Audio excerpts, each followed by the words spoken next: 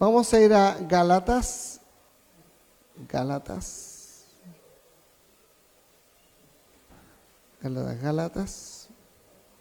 capítulo 2.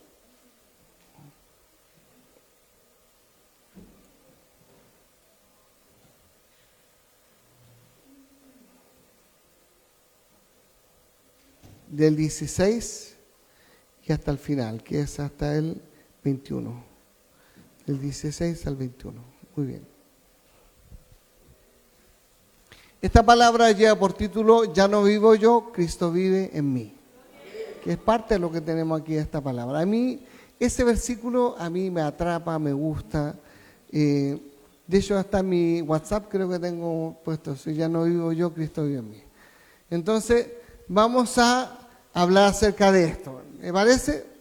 Dice entonces: sabiendo que el hombre no es justificado por las obras de la ley, sino por la fe de Jesucristo.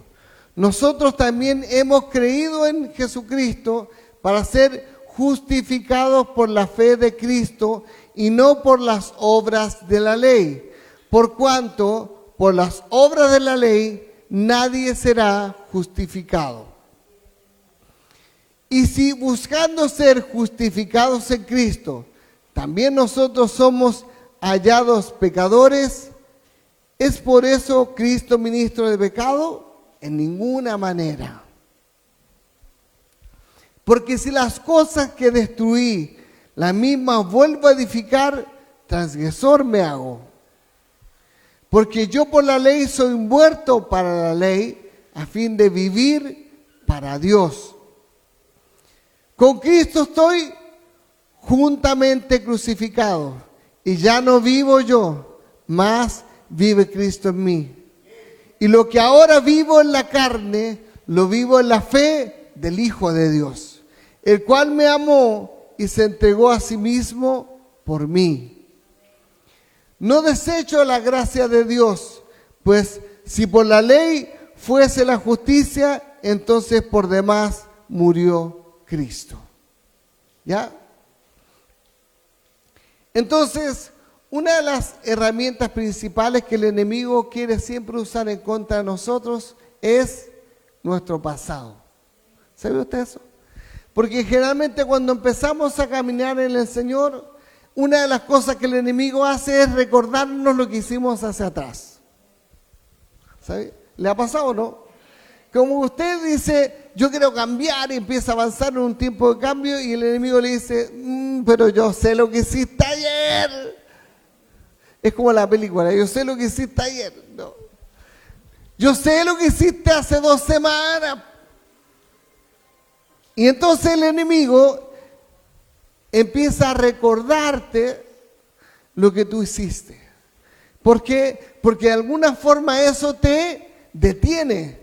Porque el enemigo, cuando él te empieza a acusar, entonces tú mismo te analizas y te encuentras indigno o indigna, y dices: pero ¿cómo entonces yo voy a servir al Señor si en realidad he metido la pata, pero de continuo? De hecho, parece que no meto la pata, parece que siempre la tengo ahí. Y es un tema que el enemigo siempre quiere usar en contra de nosotros. ¿Por qué? Porque el pasado es una herramienta de condenación. ¿Sí? Cuando usted está orando, no que de repente el enemigo le trae cosas que usted hizo hacia atrás como para decirle: chay, y tenés cara de estar orando con todo lo que hiciste hacia atrás. ¿O no? ¿Le ha pasado? Que de repente usted quiere orar, quiere meterse en la presencia del Señor, pero viene ahí como al oído del enemigo diciéndole: y ahora estás orando después de todo lo que hiciste. Y es como que de alguna forma esa herramienta de condenación quiere dejarnos detenidos. Pero cuando nosotros somos transformados en hijos de Dios, entonces todo cambia. Entonces todo cambia. Más o menos. Entonces cuando nosotros somos transformados en hijos de Dios, todo cambia. Todo cambia. ¿Por qué? Porque cuando nosotros somos transformados, entonces nosotros somos hechos hijos de Dios. Y ahí somos hechos nuevas criaturas. ¿Cuántas nuevas criaturas hay aquí?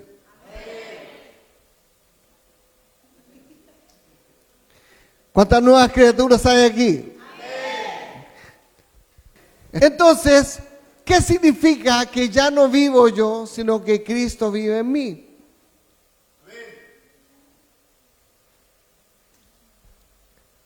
¿Podrá significar entonces que ahora yo me morí o no? Sí, pues, me morí. Decidí morir. ¿Por qué? Para que Cristo pueda vivir en mi vida. Dejo atrás al viejo hombre. ¿Qué dice la Biblia? Por cuanto el viejo hombre está muerto en sus delitos, en pecado. Pero más sin embargo yo he sido hecho una nueva criatura. ¿Cuántos son nueva criatura? Amén. Entonces, pero el ser, o más bien el buscar qué significa que ya no vivo yo, sino que Cristo vive en mí, debe ser algo más, ¿o no? Entonces, ¿qué vamos a decir? Número uno, sería entregarle a Cristo nuestras pasiones y deseos. Entregarle a Cristo nuestras pasiones y deseos. ¿Por qué? Porque muchas veces nuestras pasiones nos traicionan, ¿cierto? Porque a veces las pasiones desordenadas hacen que miremos donde no debemos mirar, o muchas veces las pasiones desordenadas hacen que nosotros nos aventuremos en cosas donde no debiésemos estar. ¿Me sigue? Pero también cuando hablamos acerca de los deseos, ahí entonces también está involucrada totalmente la carne. ¿O no? Porque el deseo es parte de lo que la carne requiere, este cuerpo requiere, y nosotros muchas veces dejamos que los deseos de la carne se potencien y entonces nosotros empezamos a mirar donde no deberíamos, o empezamos a desear cosas que no deberíamos consumir. ¿Me hago entender? A mí me encanta el azúcar, pero no debería consumir azúcar, entonces tengo que dejar de comer azúcar. ¿Por qué? Porque es un deseo de la carne, pero sin embargo que no me aporta lo que realmente el cuerpo necesita. Entonces el café está rico porque tiene azúcar. Entonces, ¿qué hacemos? Debemos tener siempre dominio propio. ¿Qué debemos tener? Dominio propio. ¿Qué dice Gálatas 5:24? Dice,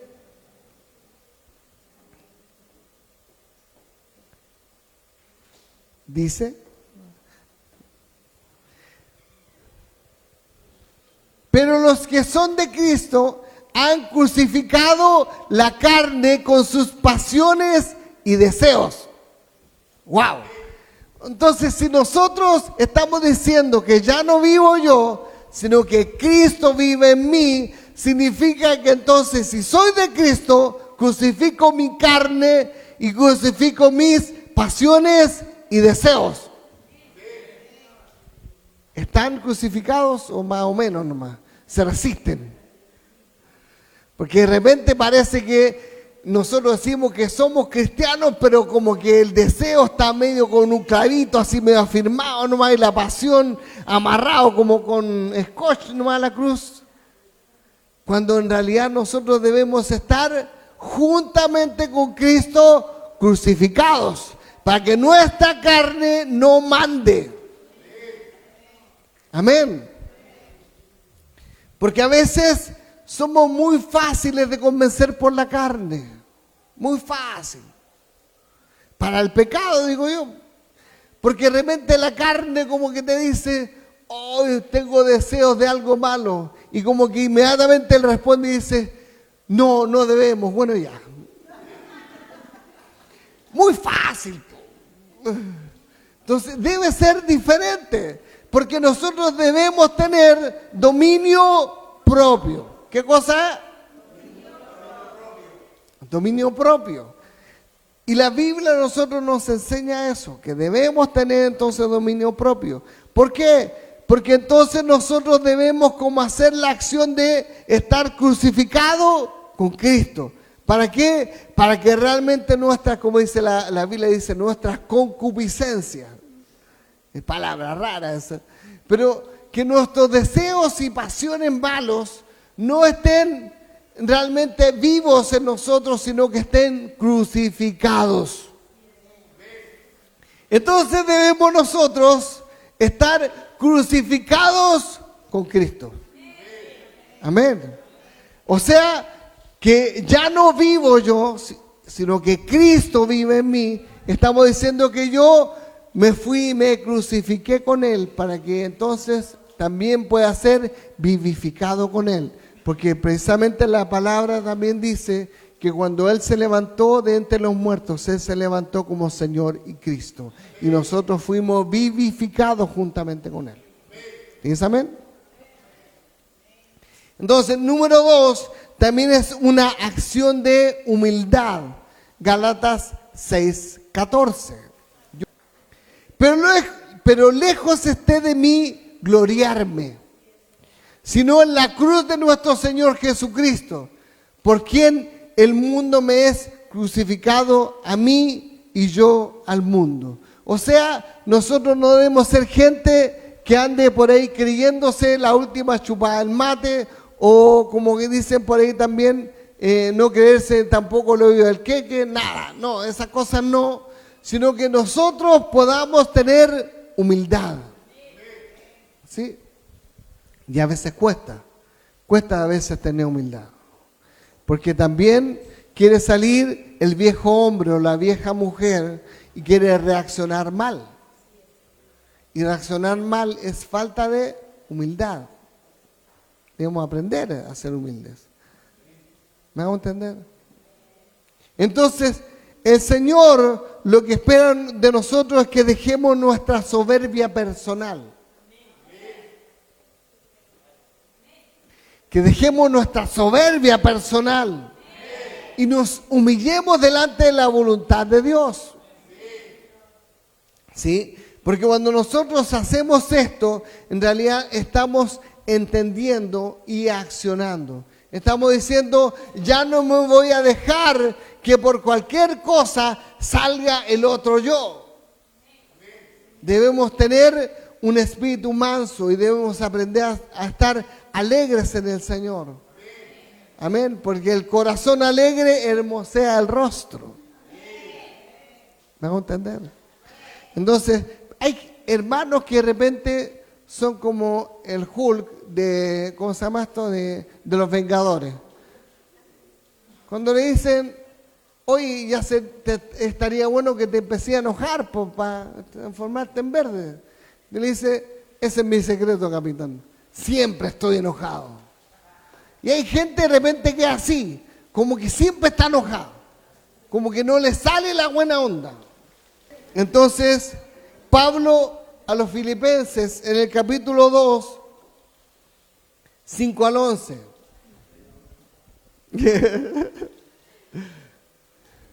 Filipenses 2, 5, 11.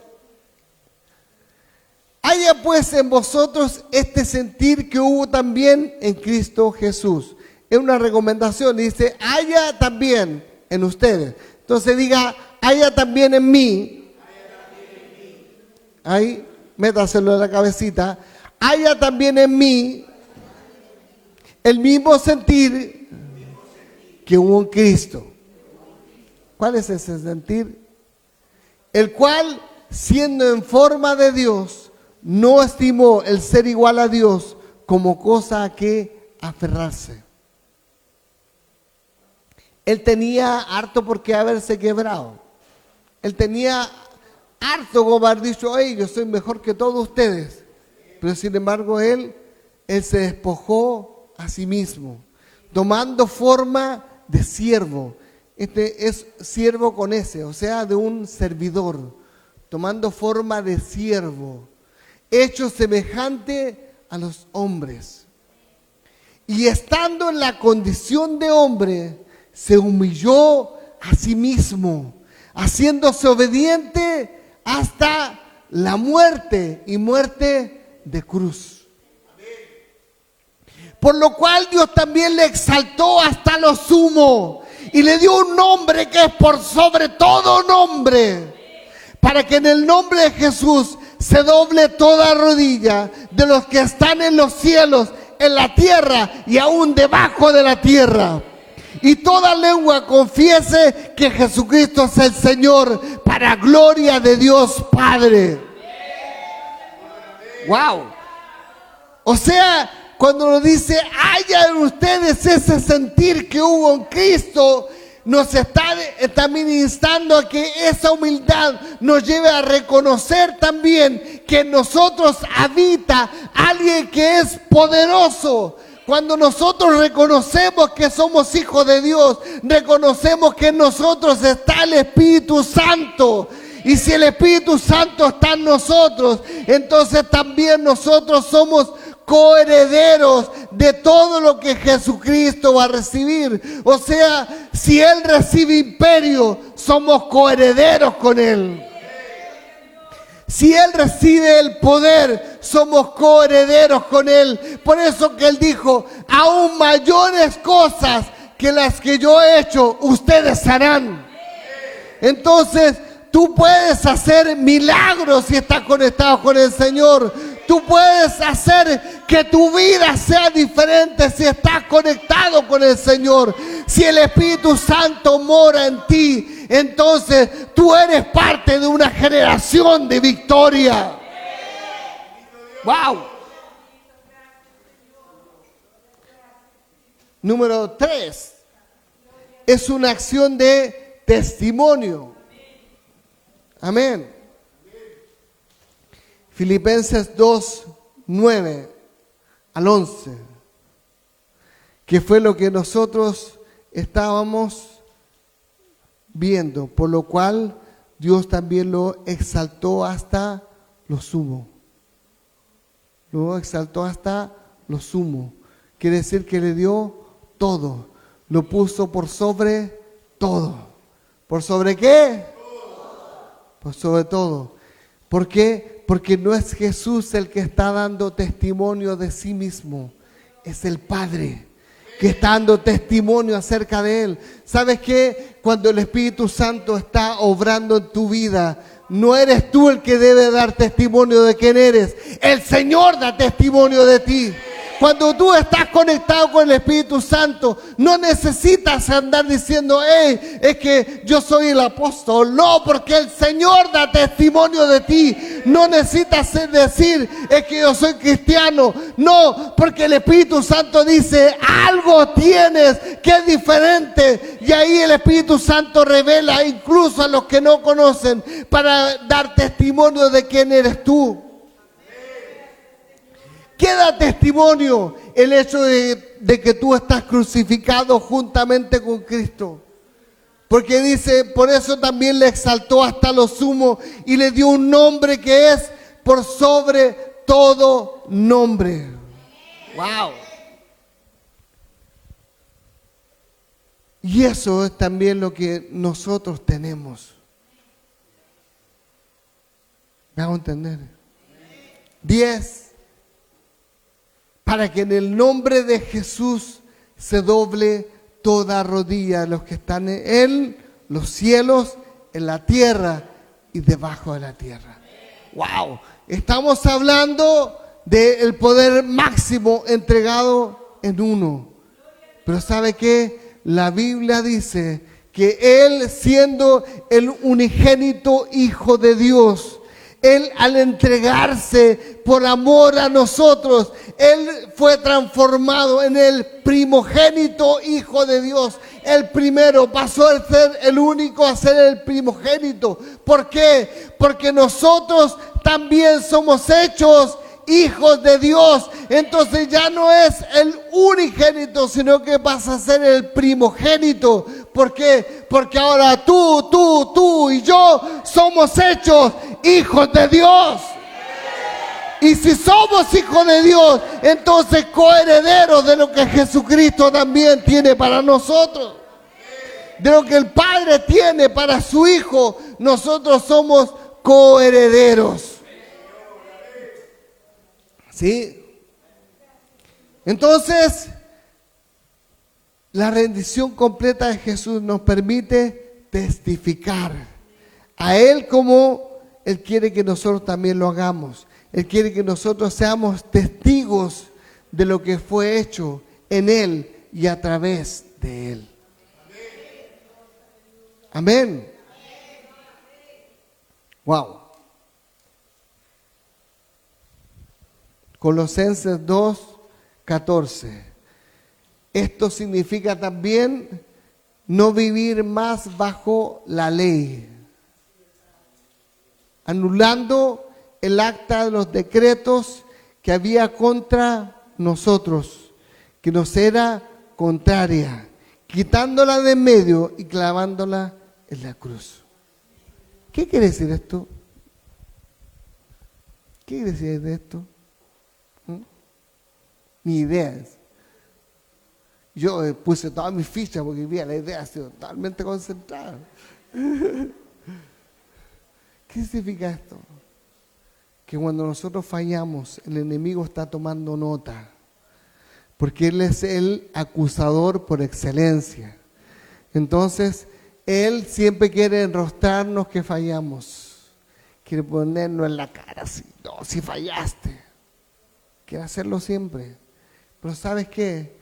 Lo que la Biblia dice es que él tomó el acta de los decretos que nos eran contrarias.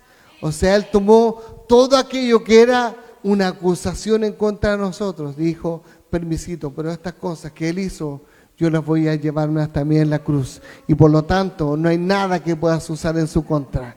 No hay nada que puedas usar en su contra. Porque todo lo que había hecho, yo me lo llevé en la cruz. Todo lo que tú habías hecho, yo me lo llevé en la cruz. Cuando tú miras a la cruz, entonces lo que el Señor dice, yo tomo las actas de los decretos que te eran contrarias y las clavo en la cruz y me las llevo conmigo. ¿Por qué? Porque yo te he hecho nación santa, un linaje escogido y pueblo adquirido por Dios. Entonces, no hay quien te acuse, no hay quien diga algo en contra tuya. Si alguien quiere decir algo en contra tuya o hablarte de tu pasado, entonces tú puedes decir, ya no vivo yo, Cristo vive en mí. Lo que hay para atrás no importa, yo me proyecto hacia adelante. Y si aún si el enemigo quiere venir a hablarte cuando estás orando y a recordarte lo que hiciste hacia atrás, dile, bueno, pero lo de atrás a mí me lo perdonaron, pero en el futuro tú te vas al infierno y yo me voy al paraíso. Aleluya. Si Él te habla de tu pasado, recuérdale su futuro. Ya. Significa 5, significa que tenemos total entrega a la voluntad de Dios. Romanos 12, 1 y 2. Así que, hermanos, os ruego por las misericordias de Dios que presentéis vuestros cuerpos en sacrificio vivo, santo, agradable a Dios, que es vuestro culto racional. ¿Qué dice ahí? ¿Qué es racional? ¿Qué es racional? Entendimiento. Un culto racional es algo que yo hago entendiendo lo que estoy haciendo. O sea, cuando el Señor nos está hablando esto, nos está diciendo que lo que yo hago, lo hago entendiéndolo.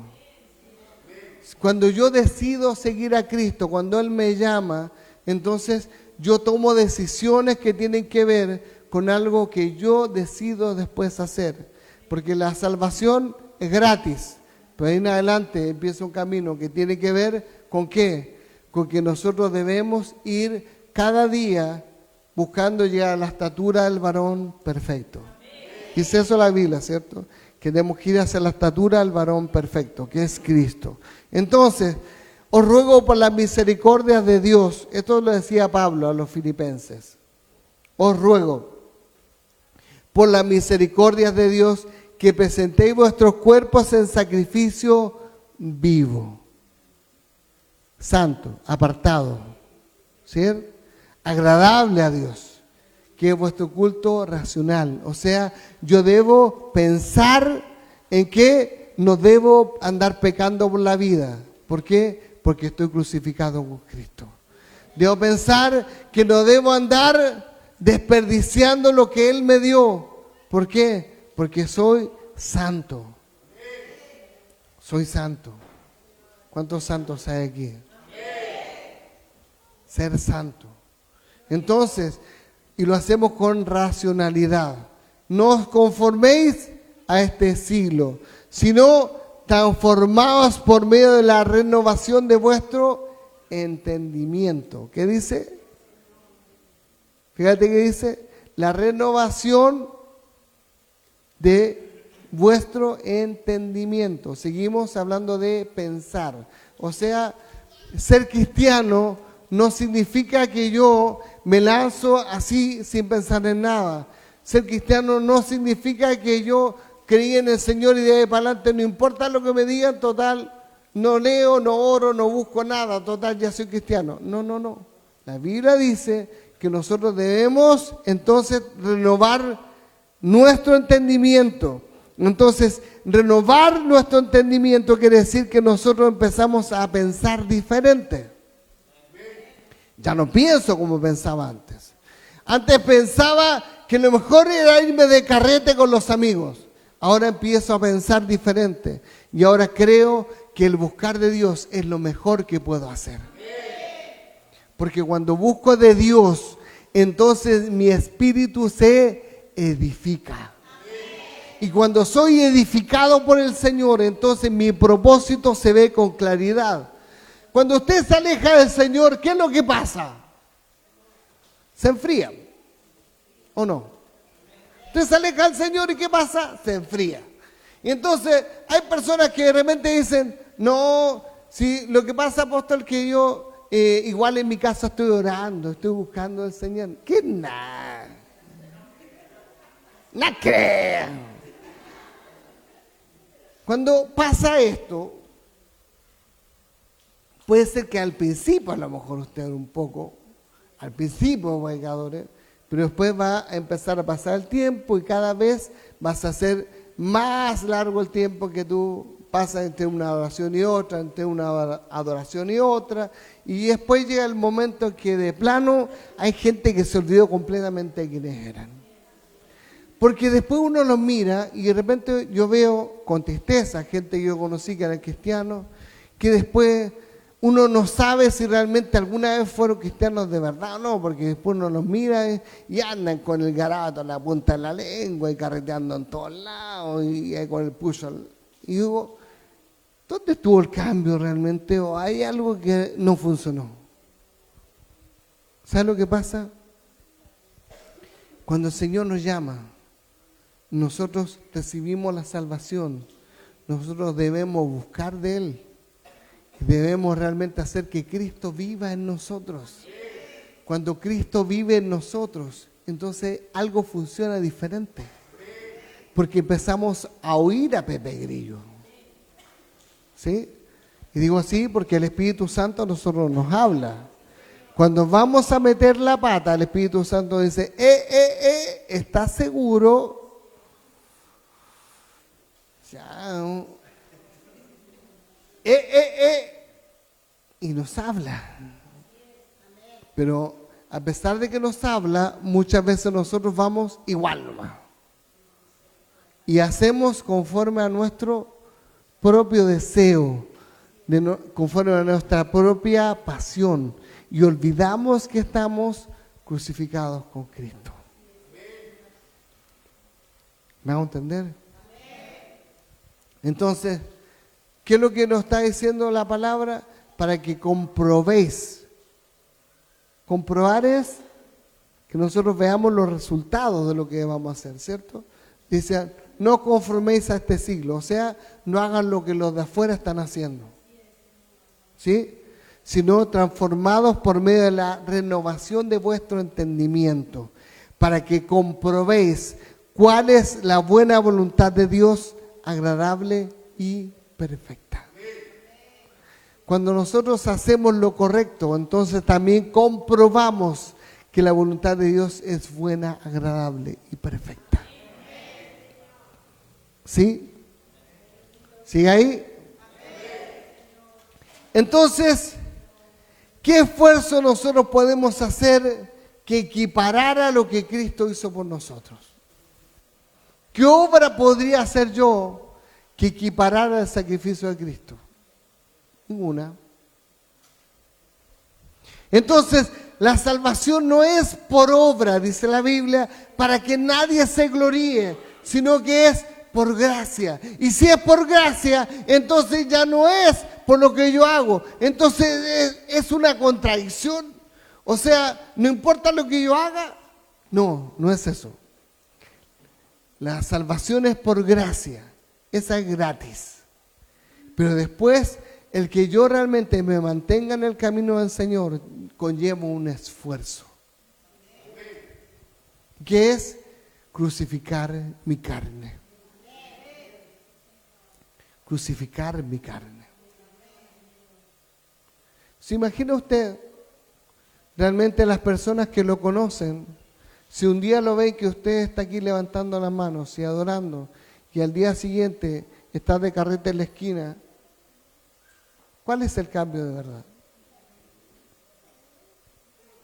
¿Damos testimonio realmente de un cambio del Señor en nosotros? ¿O estamos mostrando simplemente que nosotros hasta ahora no hemos logrado entender lo que el Señor quiere hacer en nuestras vidas? ¿Me sigue? ¿Por qué? Porque cuando entendemos, ¿qué es lo que hacemos? Ponemos por obra. ¿Sí o no? ¿Cuántos ponen por obra lo que el Señor está diciendo? Quizás no lo habías entendido antes, pero ahora lo entendiste. Entonces, por lo tanto, como lo entendemos, yo siempre con mi esposa hacíamos algo, ¿se acuerda? Decíamos, ¿lo entendió? No, pues diga, ¿lo entendió? Cambie. Es así de sencillo. O sea, si usted entendió, entonces cambie. No hay que hacer un gran seminario para esto. Si usted lo entendió, cambie. ¿Listo? Así de sencillo. Amén. Entonces, si usted logra entender esto, entonces realmente va a estar haciendo la buena voluntad de Dios, agradable y perfecta. Amén. Entonces, ¿cuántos aquí quieren hacer la buena voluntad de Dios? ¿Digo algo? Cuando partimos, yo dije algo, dije que esto lo iba a llamar igual que el versículo que es clave que dentro de lo que leímos. Es, ya no vivo yo, mas Cristo vive en mí. Analízalo un momento, dime, ¿realmente no estás viviendo tú, sino que Cristo está viviendo en tu vida? ¿Sí? Mira, en este preciso momento el acusador va a querer venir a decirte, no estás viviendo realmente así. Pero en esta parte es cuando tú tienes que decirle, pero de veras que Cristo murió por mí. Y por lo tanto todo lo que me acusaba ya está clavado en la cruz. Todo lo que me acusaba ya está clavado en la cruz. Cualquier persona que te haya conocido hacia atrás y que tenga algo que decir de tu pasado, ya no importa. Porque el que realmente importa te perdonó y Él está mirando hacia el futuro. Él está mirando hacia tu futuro. Él está mirando acerca de lo que tú vas a lograr de aquí en adelante, no hacia atrás. Las cosas viejas pasaron, mas he aquí son todas hechas nuevas.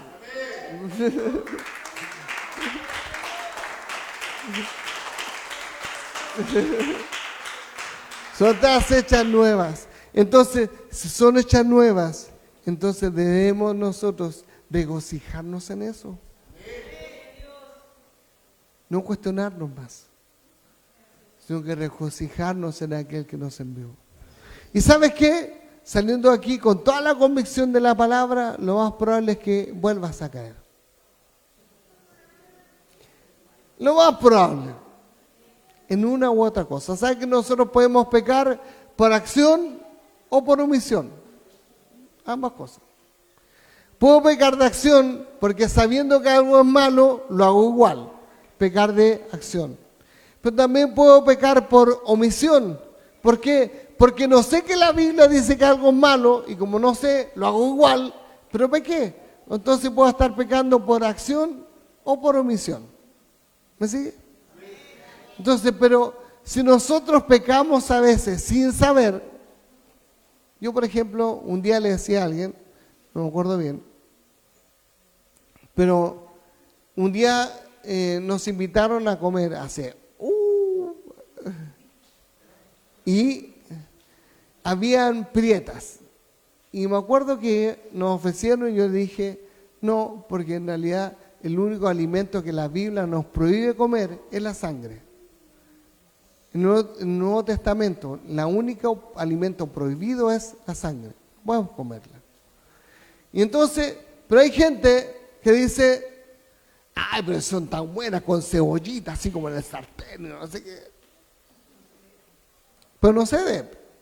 Entonces, cuando usted no lo sabe, usted está pecando de omisión, porque lo hace sin saber. Pero ahora ya se lo dije.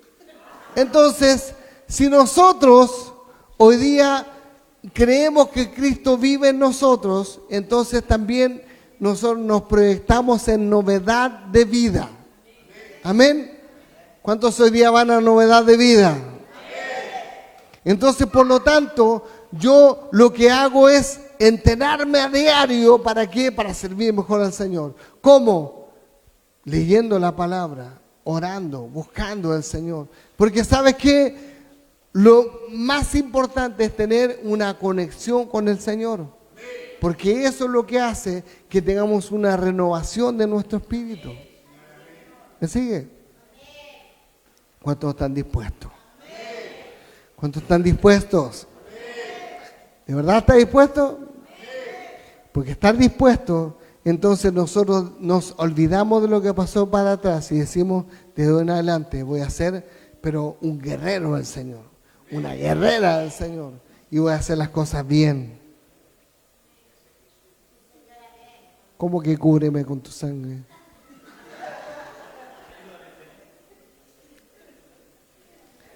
Desde hoy en adelante, entonces yo voy a ser un guerrero del Señor. Ahí es diferente. Voy a ser una guerrera del Señor. ¿Por qué? Porque entiendo que en Él yo estoy fortalecido. Porque entiendo que en Él yo obtengo nueva fuerza. Porque entiendo que el gozo del Señor es mi fortaleza. ¿Se acuerdan cuando andábamos? El gozo que el Señor ha puesto en mí es la fuerza de mi vida. Ya, ahí nomás. Lo hacía. Por eso yo me gozaré en Él y Él pondrá su risa en mi boca. Estoy resfriado. Y me alegraré solo en Él. Muy bien. Entonces, ¿cuántos se alegran en el Señor? Pónganse en pie, así, con ganas, con ganas.